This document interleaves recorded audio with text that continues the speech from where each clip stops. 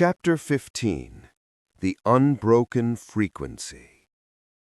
As they prepared to move, a sudden, powerful ding echoed from Vance's highly encrypted burner phone, a phone designed to never receive calls. Vance grabbed it, her eyes narrowing. The display showed a simple text message. The Final Curator has been retrieved. You have activated the Ghost. You cannot fix what is now free. Enjoy the nightmare.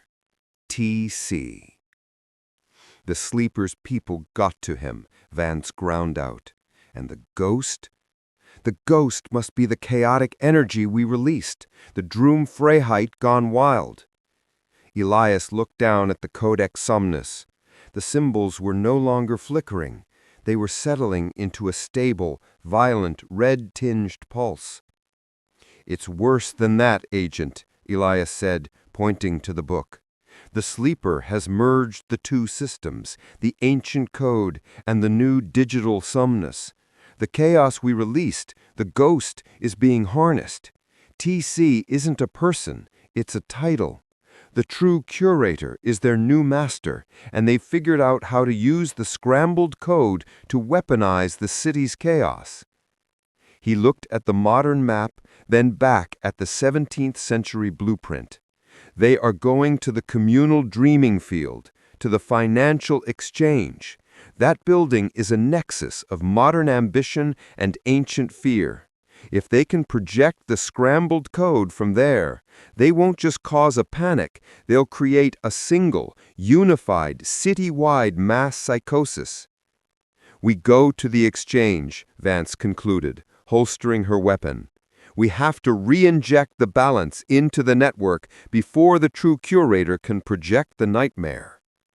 The race to save New York was no longer about a book or a machine.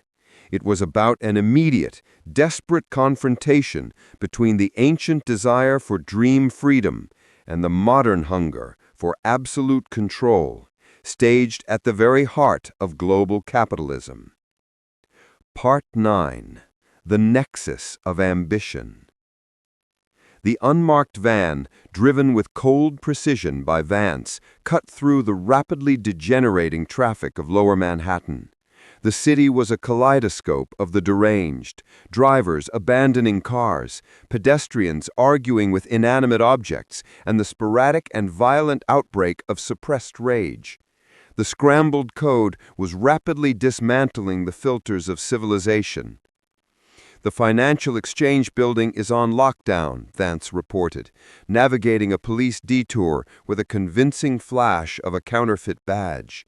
"The security is impenetrable. They'll expect us to try the front." Elias clutched the Codex Somnus.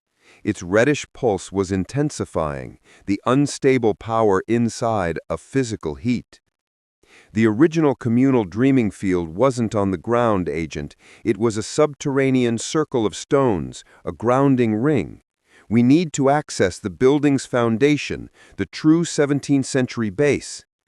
Vance pulled into a derelict loading bay a block from the exchange, an area riddled with abandoned subway infrastructure.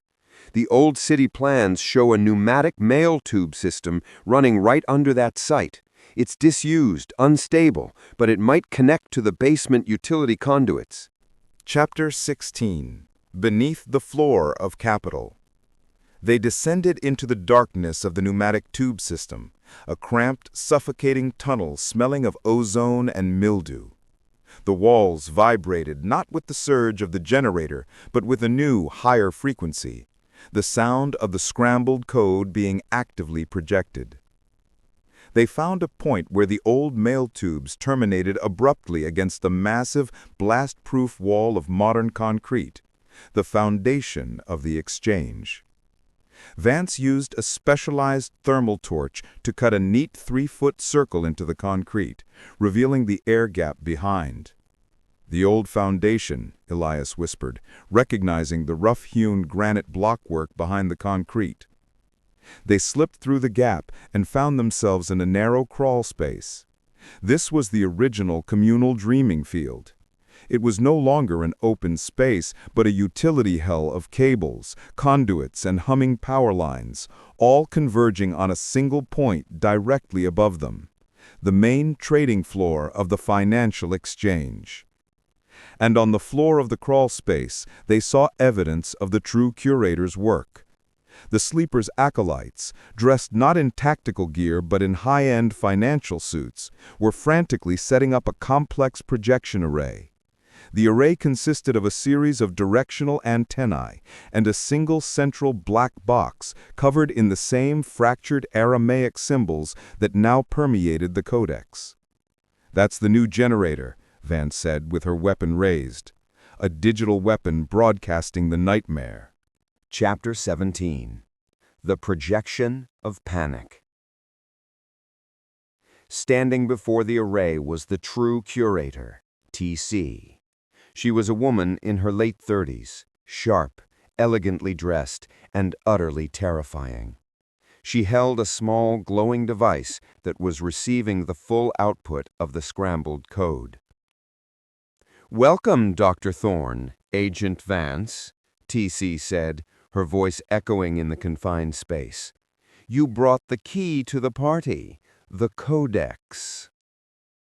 TC hadn't needed the Sphiramundi. She had understood the true nature of the code. It was never meant to be perfectly ordered. The True Curator's intent.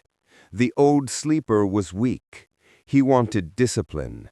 I want creative destruction.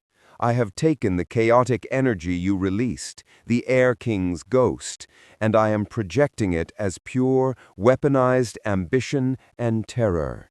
I will initiate a global financial collapse driven by mass psychosis. The world will purge itself in a frenzy of fear, and only those who understand the true value of chaos will survive to rebuild. She pointed the small glowing device at the center of her projection array. "I don't need the book to broadcast the nightmare, but I need its frequency signature to make the chaos terminal.